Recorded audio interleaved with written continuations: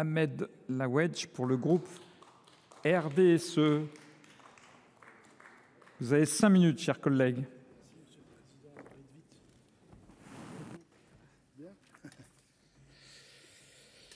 Monsieur le Président, Monsieur le Ministre, chers collègues, les tensions actuelles entre la France et l'Algérie sont avant tout le fruit de surenchères politiques et médiatiques qui cherchent à capter l'attention à des fins électorales. Je m'interroge alors, quel est le véritable objectif ici ? Faut-il raviver une guerre d'Algérie à travers des tensions artificielles pour des raisons politiciennes ? Nous devons être extrêmement vigilants face à de telles dérives. À ce propos, permettez-moi de citer une déclaration célèbre de l'évêque d'Oran. La France et l'Algérie n'hésitent pas à se blesser mutuellement. L'originalité de ces blessures est qu'elles sont de celles que ne peuvent s'infliger que de véritables amis.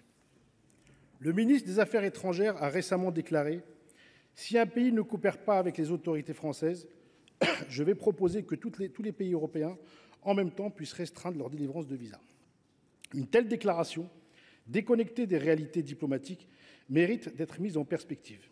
Elle témoigne d'une vision simpliste et unilatérale qui oublie que les relations internationales se bâtissent sur le respect et la coopération et non sur la pression ou les menaces. L'accord franco-algérien de 1968, dont il est notamment question ici, loin d'être un privilège, il est le fruit d'une histoire partagée, marquée par des luttes, des sacrifices et des réconciliations. Il a permis à des milliers de familles de contribuer à la richesse de notre nation.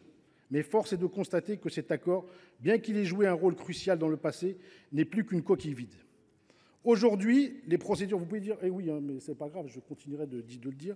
Aujourd'hui, les procédures de visa et de résidence des ressortissants algériens sont aussi complexes que pour n'importe quelle autre nationalité. Le débat sur sa révision est donc en réalité un faux débat. L'Algérie est un acteur clé dans sa région et sur le continent africain. Elle possède des ressources propres et une politique indépendante. Il est dans l'intérêt de nos yeux, de deux pays, de maintenir une coopération pragmatique, en particulier dans les secteurs comme celui de la santé, où les médecins algériens comblent les pénuries des déserts médicaux. De plus, l'Algérie représente un marché clé pour notre exportation et reste un partenaire stratégique en Afrique du Nord et au-delà. C'est enfin la coopération en matière de sécurité et de renseignement entre nos deux nations que nous devons préserver. Alors, derrière cette escalade, nous le savons, il y a des stratégies électorales.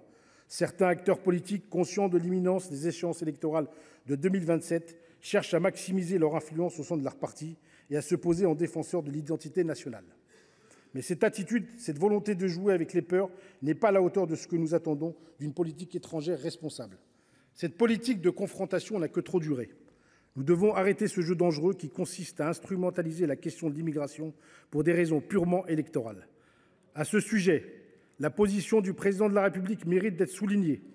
Emmanuel Macron a enfin pris ses responsabilités, marquant la fin de cette récréation diplomatique.